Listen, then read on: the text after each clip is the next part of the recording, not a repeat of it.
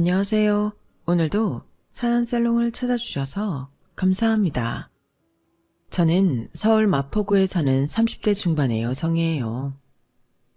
저는 사연살롱 들으면서 매번 공감을 참 많이 하거든요. 이유야 짐작들 하시겠지만 시댁이 정말 뻔뻔하게 그지없는 인간들 집합소라 그랬네요. 저는 6개월 전에 이혼을 했고 아직도 전남편과 시어머니를 생각하면 이따금씩 열불이 확 올라올 때가 있어요. 6살짜리 아들 하나 있는데 솔직히 아이가 있으니까 제가 이혼 얘기 꺼냈을 때 친정 부모님이 신중하게 생각해보라고 하실 줄 알았는데요. 차라리 1살이라도 덜 먹었을 때 이혼하라고 하시더라고요. 그만큼 저희 부모님도 시어머니하고 남편한테 학을 뗐다고 볼 수 있겠죠. 아무튼 저는 지금 친정 부모님 댁 근처에서 아들하고 둘이 살고 있어요.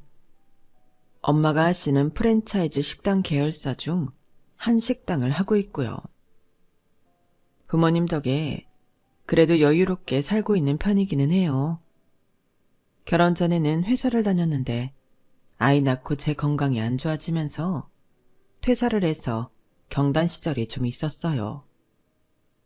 친정 부모님이 잘 사시는 편이라 다행이죠.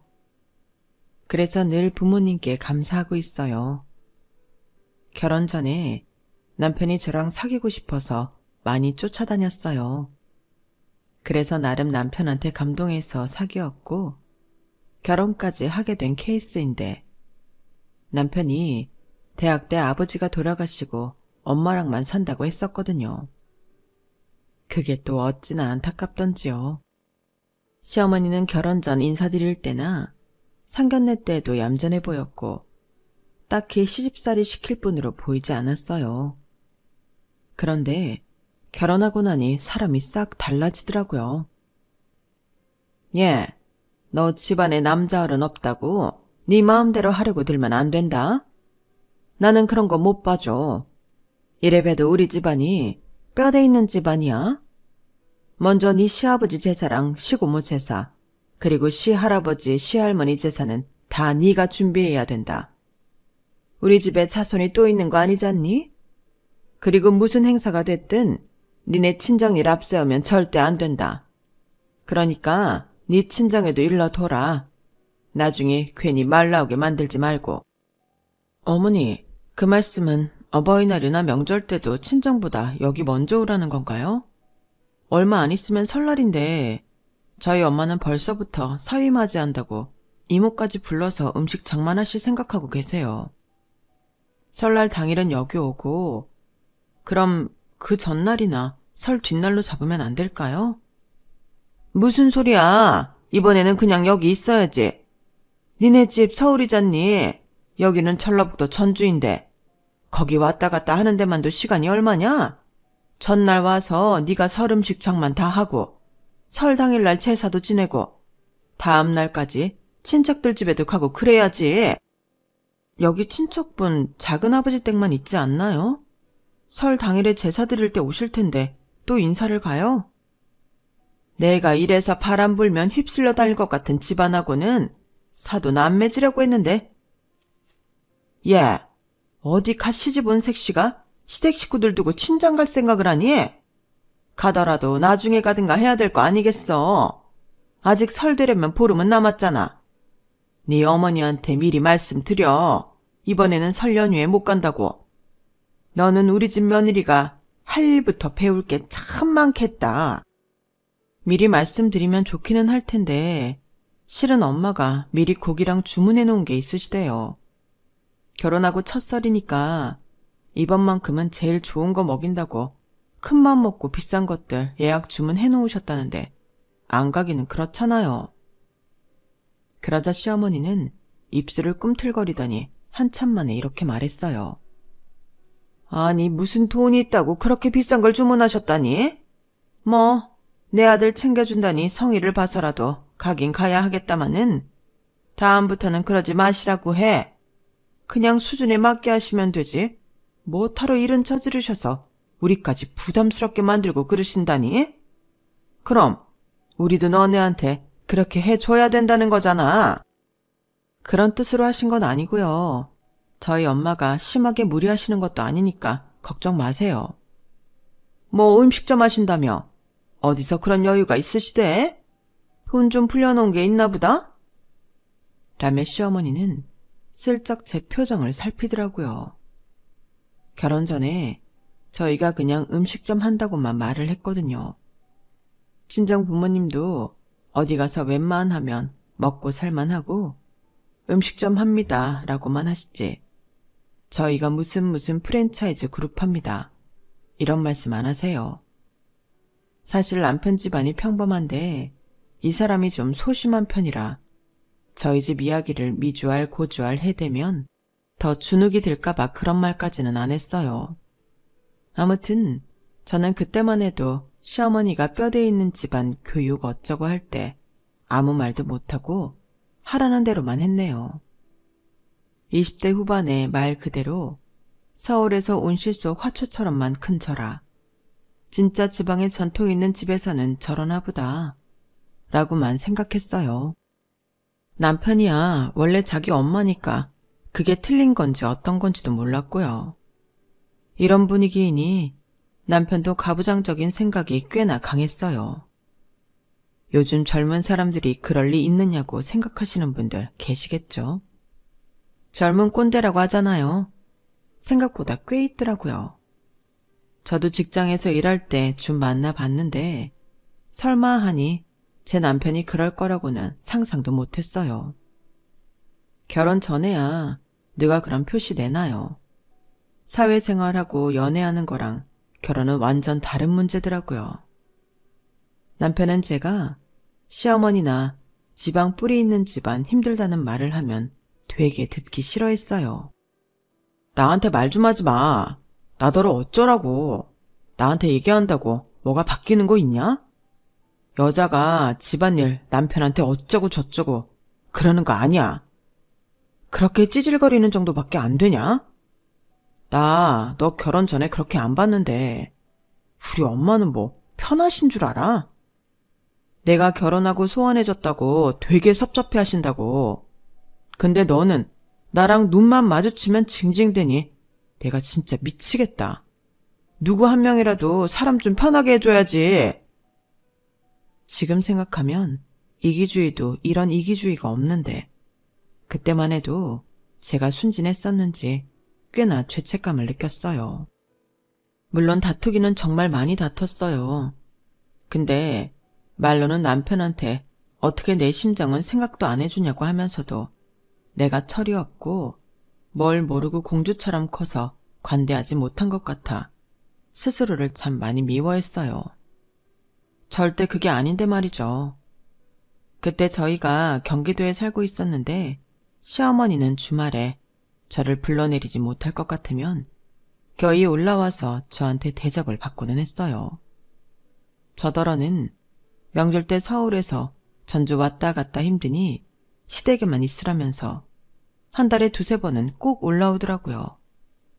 그 일 때문에도 남편하고 싸운 적이 있는데 역시나 말이 통하지 않았어요.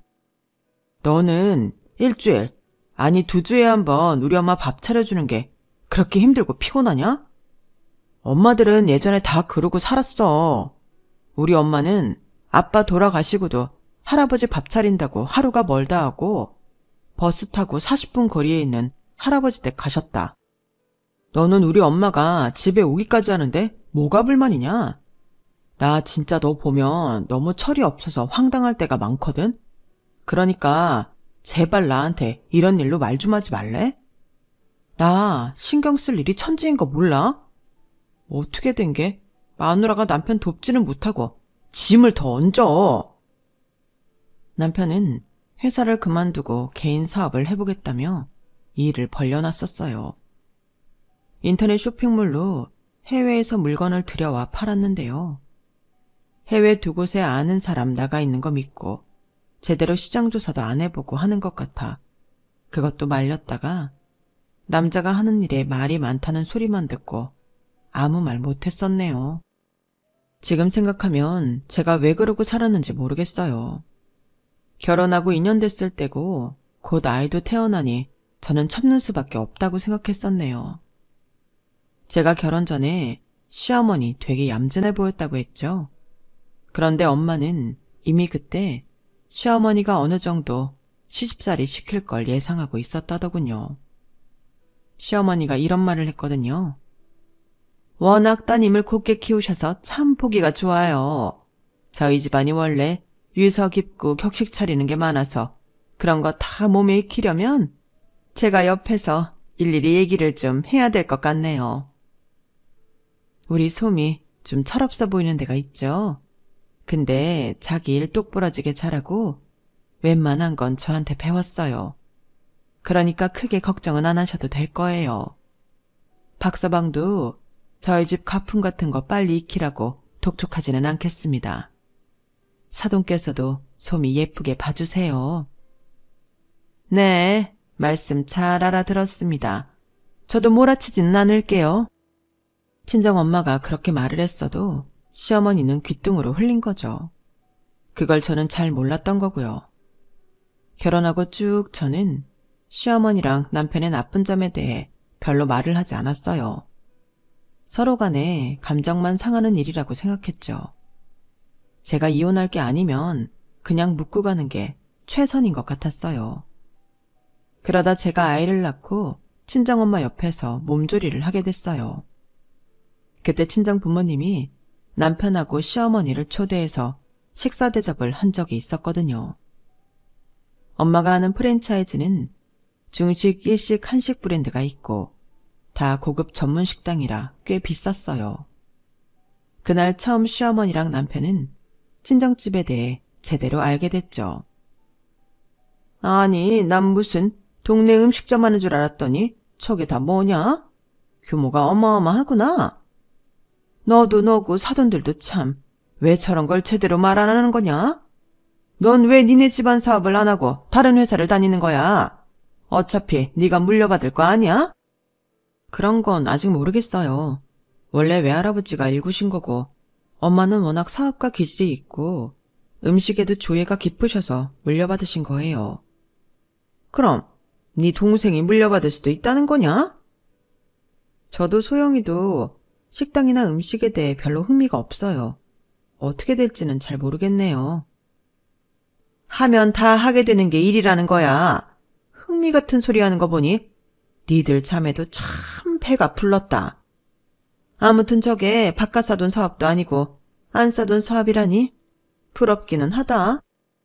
같은 여자인데 누구는 저런 일하고 누구는 이러고 사는구나. 웬일로 시어머니가 제 앞에서 신세한탄을 다 하더군요.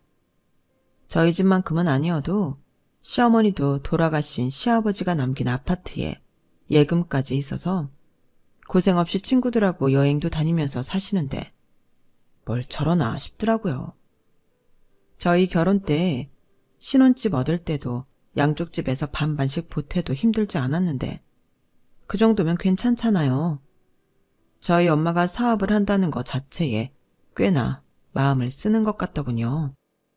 어쨌든 아이를 낳은 다음부터 저는 육아를 핑계로 전주까지 내려가는 일은 줄어들게 되었어요. 시어머니야 작은 집이며 자기 신변이며 이런저런 핑계로 저를 어떻게든 불러내리려고 애를 썼지만 저도 살다 보니 요령이라는 게 생기더라고요. 그래서 우리 아들한테는 미안하지만 아이를 내세워 안 가게 됐어요. 시어머니가 만나는 횟수가 전보다 굉장히 많이 줄어들면서 싫은 소리도 듣는 것이 많이 없어졌어요.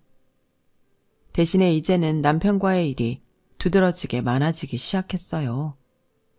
그도 그럴 것이 그놈의 사업을 한다고 돈 때문에 여러 번 사람 곤란하게 만들었거든요. 몇 년간이나 그랬네요. 제 신용으로 대출도 꽤 받았고 모아두었던 비상금 털어먹은 것도 한두 번이 아닌데 이제는 집까지 담보로 잡혀서 대출을 받았더라고요. 그것도 저 모르게 제 도장 가져가서요. 집이 공동명의라 혼자 결정해서는 안 될 일이었는데 지 마음대로 해버렸더라고요. 그것 때문에도 둘이 한참 싸웠었는데 또다시 돈 때문에 곤란해졌나 보더라고요. 민철 씨, 이 정도면 그 사업 민철 씨하고 안 맞는 거야. 그리고 이제 언제 어디서 구멍이 날지 대충 예상되지 않아? 그런데도 돈이 씨가 마르게 해놓고 또 돈 때문에 이럴 거야? 왜 사채를 쓰는데? 겉도 상의도 없이. 우리 이제 아이도 있어. 애 생각은 안 해? 그럼 네 친정에서 돈 좀 끌어와봐. 마누라 정신상태가 어떻게 생겨먹었으면 지 남편이 사업하는데 친정에 돈 얘기할 생각도 안 해? 너 말 다 했니? 어디서 친정 돈을 거들먹거려. 네가 여태까지 뭐 보여준 게 있어야 친정에 말을 해도 하지. 너 어디를 믿고 친정 부모님이 돈을 해주시겠니?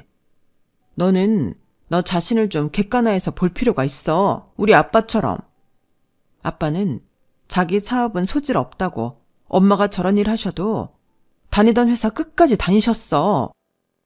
야, 너 말 다 했어? 너라고? 나한테 너라고 했냐? 왜? 넌 나한테 야, 너 이러는데 나는 그러면 안 돼? 너랑 나 동갑이야. 그동안 내가 너 봐줘서 민철 씨라고 불러준 줄 알아. 이런 식으로 싸움이 늘어갔고 저는 이런 환경이 과연 아이한테 좋을지 참 많은 고민을 했어요. 이혼 생각이 굴뚝 같다가도 아이한테 아빠가 있는 게 더 낫지 않을까 싶어 참고 참으며 몇 년을 더 끌었네요. 남편은 결국 시아버지가 남기신 예금에까지 손을 댔어요. 저도 몰랐는데 시어머니한테 얘기해서 그 돈을 받아냈더라고요. 매달 용돈 드릴 때 이자랑 같이 나눠서 상환한다고요. 그걸 뭐 10년에 걸쳐서 갚기로 했다나요? 시어머니야, 자기 아들이 급하다니까 그렇게라도 하라고 빌려줬나 보더라고요. 문제는 이 인간이 돈을 1년 가까이 갚지 않아서 시어머니가 자기도 더는 비상금이 없다며 난리가 났다는 거였어요. 소미야, 너 진짜 돈 없어? 하빈이 유치원 보낼 때 쓴다고 통장 따로 만들었잖아. 그 돈 좀 빼봐. 너 우리 엄마가 돈 없어서 깨지지하게 사는 게 좋아? 너 애 키운다고 회사 복직 안 하다가 사직서 내고 퇴직금 받았잖아. 그걸로 엄마 돈 얼마라도 갚자. 네가 일 안 하는 동안 내가 먹여 살렸잖아. 그 정도는 해야지. 야, 입은 삐뚤어졌어도 말은 똑바로 하랬는데 넌 입도 안 삐뚤어졌는데 말 같지도 않은 소리를 하니? 네가 언제 우리를 먹여 살려. 맨날 빚이나 졌지. 그래놓고 뭘 잘했다고 큰소리야. 네가 이 집 담보로 받든 대출 갚는 것만도 힘들어 지금. 내 퇴직금? 우리 그걸로 생활하고 있어. 그럼 장모님한테 말씀 좀 드려봐. 장모님 어려우면 장인어른이라도. 장인어른 너나 처제 되게 예뻐하시잖아. 진짜 딸들이라면 없는 거라도 팔아서 해주시는 양반인데 돈 한 2억 못 해주시겠어? 그 2억 널 뭘 보고 해주는데. 넌 2억이 장난이니? 그럼 한 7천만 원쯤 안 되겠냐? 일단 엄마 5천쯤 줘서 숨 좀 돌리게 하고 나는 2천으로 어떻게 좀 해볼게. 정말 한심해도 어떻게 저렇게까지 한심하나 싶더라고요. 저 역시 뭐라도 해야겠다고 생각은 하고 있었지만 저희 집 형편 때문에 가게 같은 걸 얻어서 할 엄두는 나지도 않았고 솔직히 어떻게 해야 하나 싶더라고요. 저는 경영 쪽 전공을 했어서 회사에서도 기획 일을 했지만 패션 관련이었어요. 아무래도 운영과 매출과 순이익을 먼저 생각하게 됐는데 영 답이 안 나오더라고요.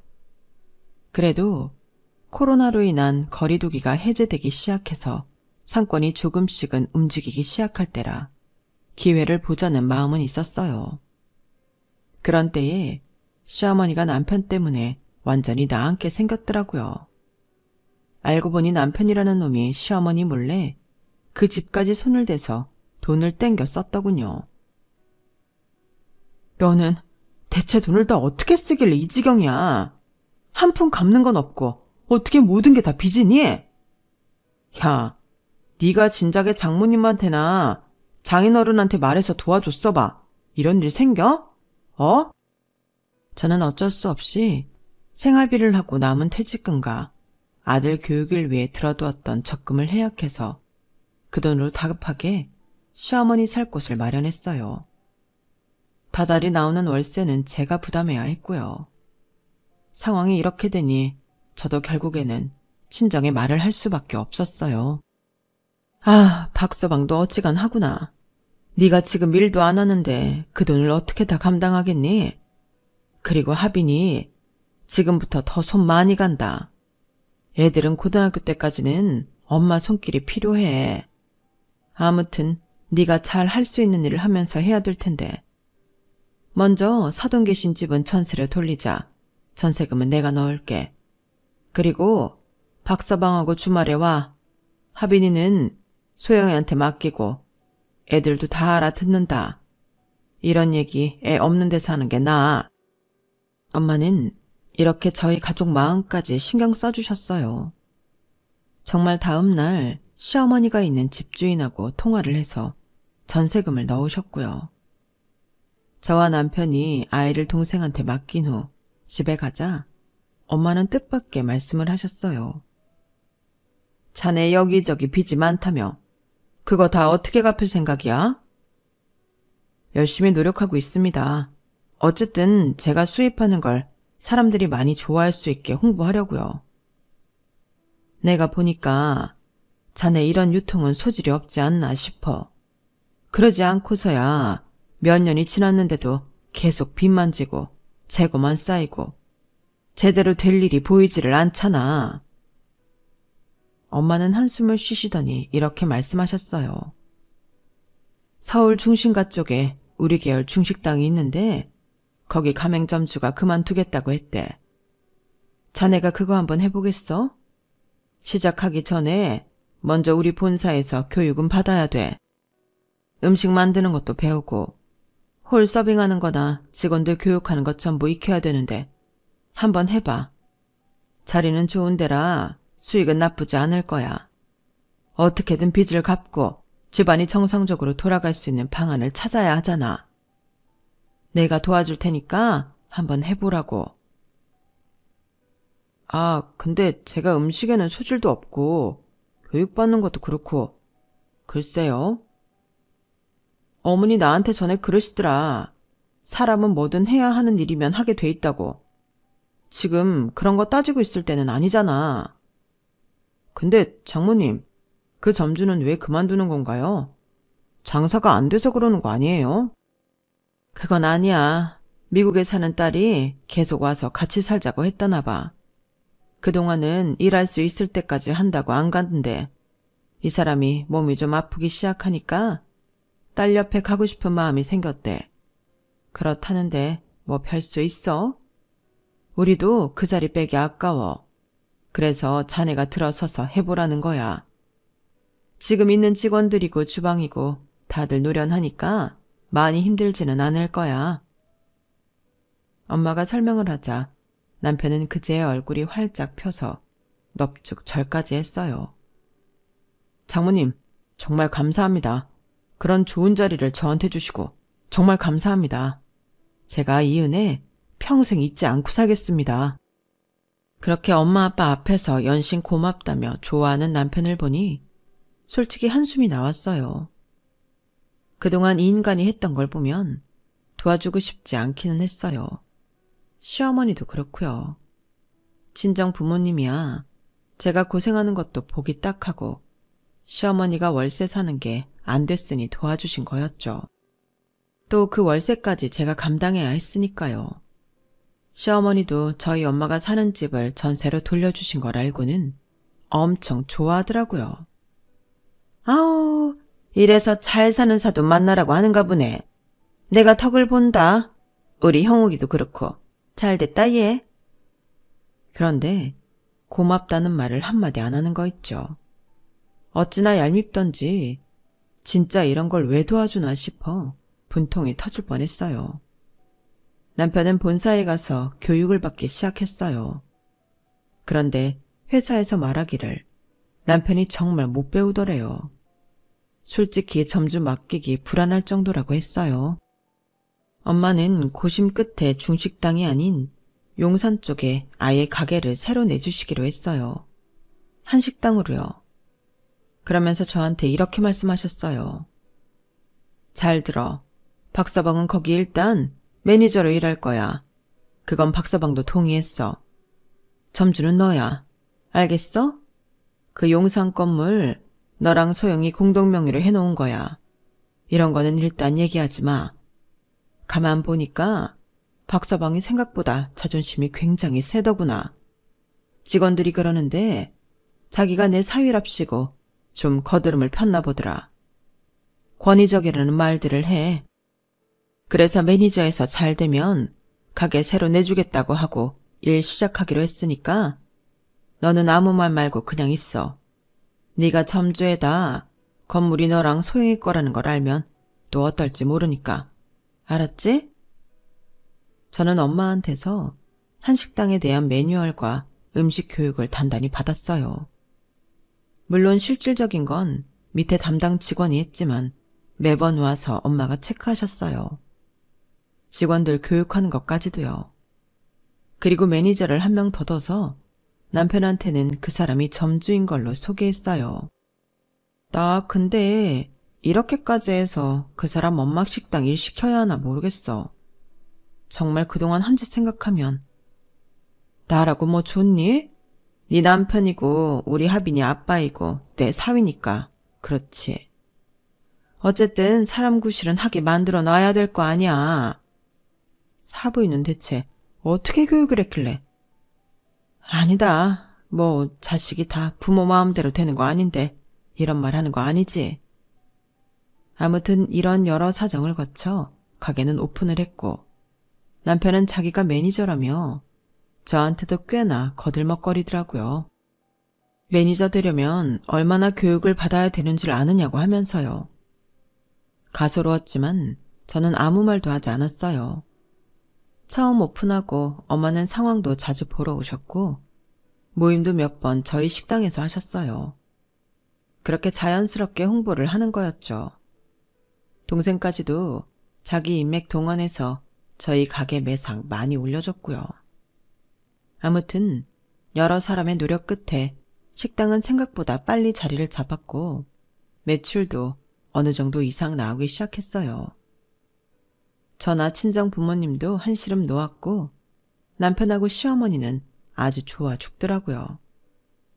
그렇게 1년 가까이 되어가니 가게는 그 주변에서 맛집으로 소문이 나고 남편도 제법 일을 잘하게 되었어요.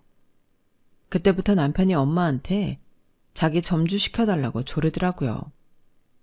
장모님, 제가 이제 일 진짜 잘하거든요. 중식은 음식 퀄리티 내는 게 어려워서 그랬는데 한식은 좀 되네요. 제가? 저한테 한식 조리사 자격증 따라고 하실 때에는 정말 앞이 막막했는데 저의 새로운 재능을 발견한 것 같습니다. 그래서 말인데 제가 잘하면 점주로 가게 따로 내주신다고 했던 말씀 기억하세요? 기억하지. 그래, 자네 일 잘하고 있는 거 나도 다 들었어. 한번 보자고. 우리 좀 매출 안 좋은 데는 정리를 하고 자리 좋은 데 다시 알아보고 있으니까 그 중에 하나 해보도록 하지. 감사합니다. 제가 정말 잘할 수 있거든요. 걱정 안 끼치겠습니다.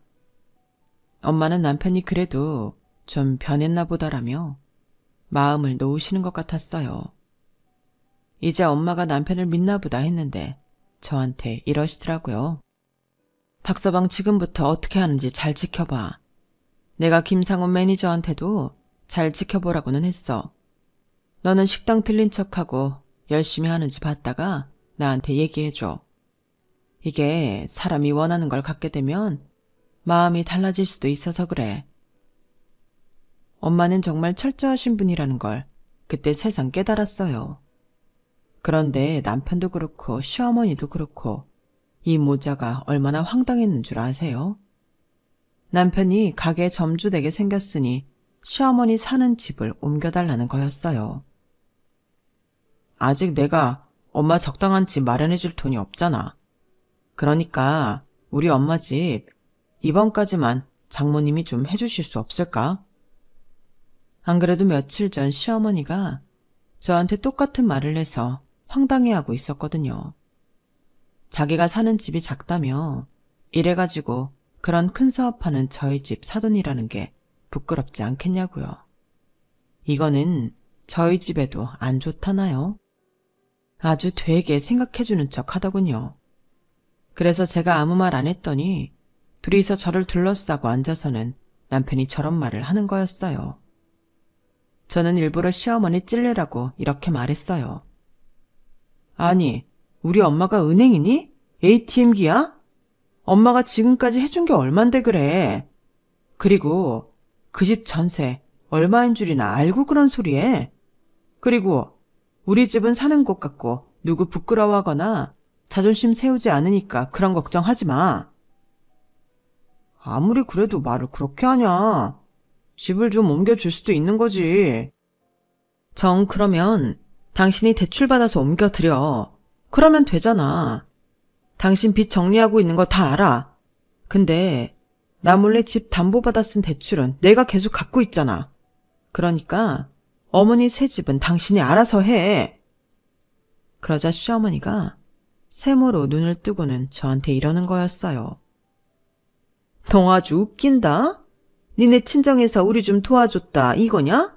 은행이니 뭐? ATM? 그건 또 뭐냐? 아주 별소리를 다 듣겠구나. 내가 며느리한테 이런 대접이나 받아야 된다니 진짜 기막히다. 아무리 니네 친정에서 도와줬다고 한들 우리 아들이 일 잘하지 않았으면 그 식당 그렇게 잘 됐겠어? 실질적으로 일하는 건 우리 아들인데 점주가 뭐 한 게 있다고? 이건 순전히 우리 형욱이 공이지. 니네 친정이 잘한 거 하나 없다. 그걸 알아야지. 정말 기가 막힌 걸 지나 분노가 치솟았어요. 두 사람은 아주 단단히 착각 속에 빠져 있었어요. 저는 남편하고 대판 싸웠어요. 그런데 며칠 안 가서 남편이 더 황당한 일을 저질렀는데요. 그 빚 갚는 중에 자기 시계를 사지 않았겠어요? 롤렉스에서요. 게다가 시어머니한테는 티파니에서 다이아 목걸이까지 사줬더라고요. 대체 이게 뭐하는 짓인지 황당하기 그지없었어요. 너 하빈이한테 장난감 하나 제대로 된 거 사줘본 적 있어? 얘 읽을 책을 사본 적 있어. 너 아직 빚 갖고 있어. 다른 사람들 같으면 자기 인생 살려준 사람한테 고마워서라도 뭐 먼저 하나 해드렸을 거야. 그런데 어쩌면 우리 집에는 자기들 요구할 것만 하고 롤렉스를 사? 티파니를 사? 네가 나는 모조 액세서리라도 사줘본 적 있니? 솔직히 말해서 저 결혼해서 남편한테 선물 하나 받아본 적 없었어요. 심지어 아들 태어났을 때도요. 그러니 제가 화가 안 나겠어요? 저 말을 할 때 시어머니도 옆에 있었거든요.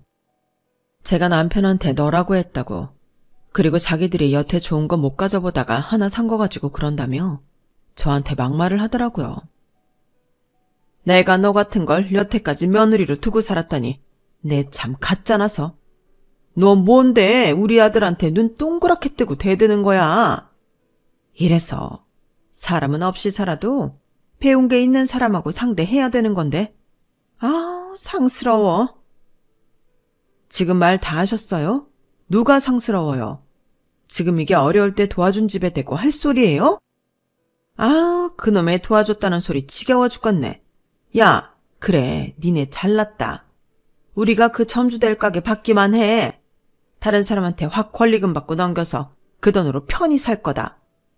벌써 형욱이랑 다 얘기했어. 우리가 뭐 천년만전 남한테 밥이나 해주는 일할 줄 알았어? 우리도 다 계획이 있다 이거야. 그러니까 너 정신 차려. 너 잘못하면 우리 형욱이한테 이혼당하는 수가 있어. 지금 이혼이라고 하셨어요? 그래요, 어머니? 너 자꾸 니네 친정이 얼마 해준 줄 아느냐 그딴 말하는데 우리는 쓸만한 돈 쓴 거다. 우리 지방 유서 깊은 집안하고 사돈 맺었으니 집안의 품격이 올라가지 않았겠어? 그거 돈 주고도 못 사는 거야. 그리고 내가 너같이 마음도 좁고 뭐 하나 제대로 할 줄 모르는 애를 며느리로 두고 지금까지 가르치며 살았는데 그 돈 못 받겠니? 너 자꾸 돈돈거리지 마. 세상이 다 돈으로 뭐든 되는 줄 알아? 그러니까 너 조심해. 우리 가게 받고 나서 팔면 너랑 형욱이 이혼시키는 거 진짜 알아볼 거야. 시어머니가 아주 선을 넘는 말을 거침없이 해대자 슬슬 남편도 제 눈치를 보며 자기 엄마를 말리려 들었어요. 하지만 시어머니는 아랑곳하지 않았어요. 저는 그 순간 내가 여태 뭘 붙잡고 산 건가. 무슨 좋은 일이 있다고 이딴 남자랑 계속 살았나 하고 후회가 됐어요. 저는 남들 보기에 문제 없어 보이는 가정에만 너무 집착하고 있었던 거였어요. 순간 저는 결심했고 시어머니랑 남편한테 말했어요. 그러세요 그럼. 뭐하러 가게 받아 넘길 때까지 기다리세요? 지금 당장 안 살면 되죠? 야, 소미야, 왜 이래?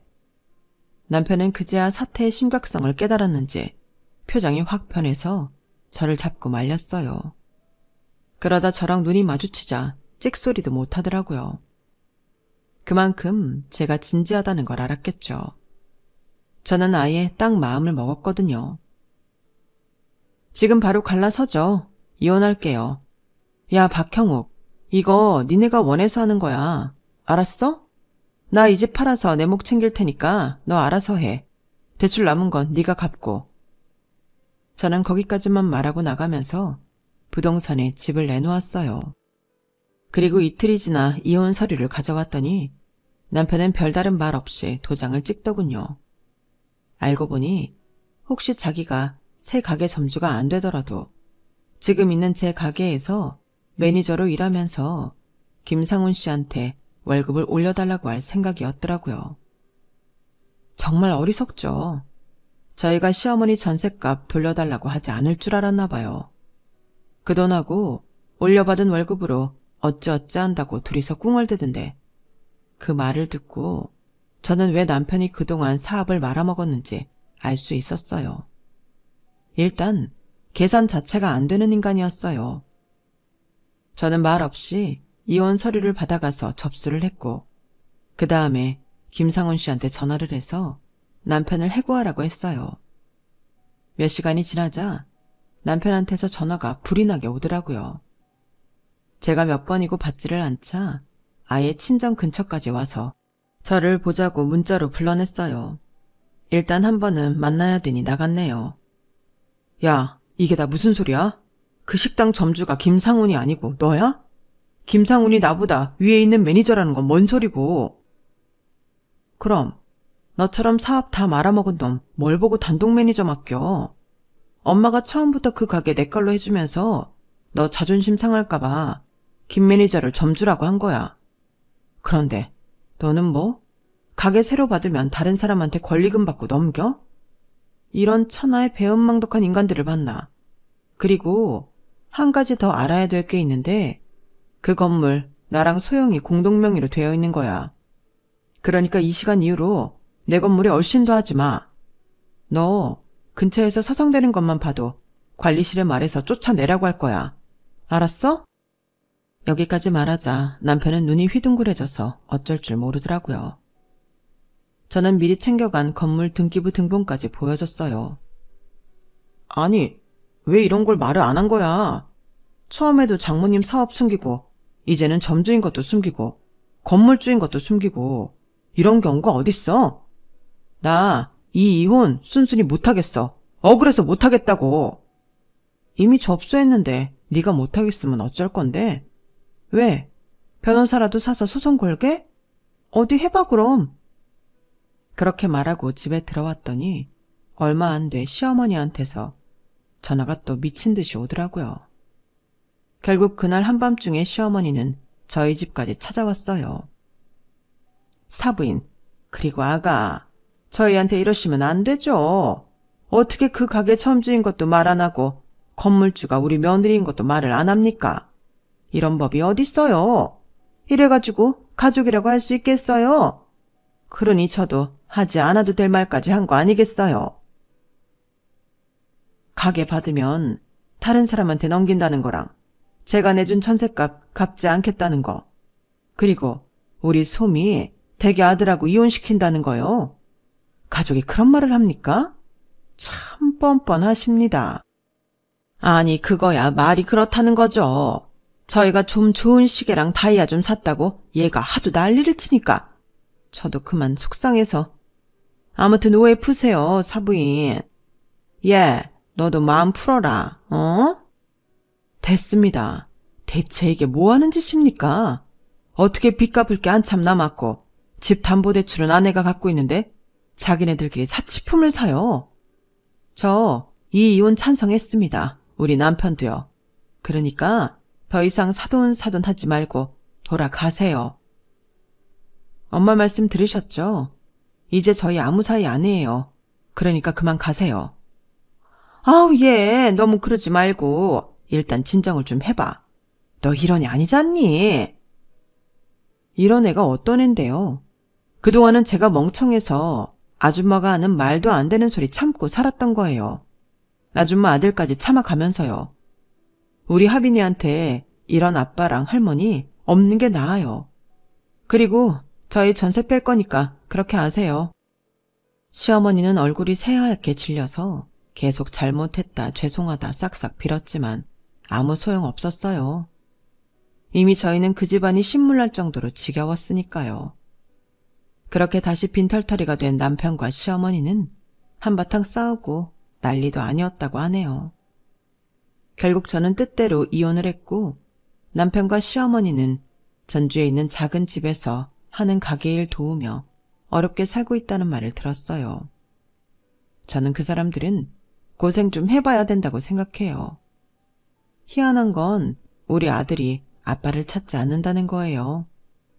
친정 가까운 데에 살면서 아빠랑 동생 가족하고 더 재미있게 놀아서인지 아이도 훨씬 밝아졌지 뭐예요. 남편은 자기 친아들인데도 단 한 번 보러 올 생각을 하지 않네요. 자기 처지가 창피해서 그런 건지 모르겠지만 원래 같이 살 때도 아들한테 애틋하거나 그러지 않았어요. 어쩌면 제가 알던 것보다 더 자기만 아는 사람들일지도 모르겠네요. 저는 앞에서도 말씀드렸듯이 그 식당 운영하며 친정도움으로 잘 살고 있어요. 지금은 그저 우리 아들 잘 키우는 거, 그거 하나만이 제 인생의 목표예요. 부모님께 효도는 물론 하는 거고요. 제 이야기는 여기까지예요. 끝까지 들어주셔서 다들 감사드리고요. 매일 더 많이 행복해지시길 바랄게요. 저한테도 응원 주세요. 여러분, 사연 댓글에 응원과 현명한 조언 부탁드려요. 좋아요와 구독은 저에게 큰 힘이 됩니다. 오늘도 좋은 일 가득하세요.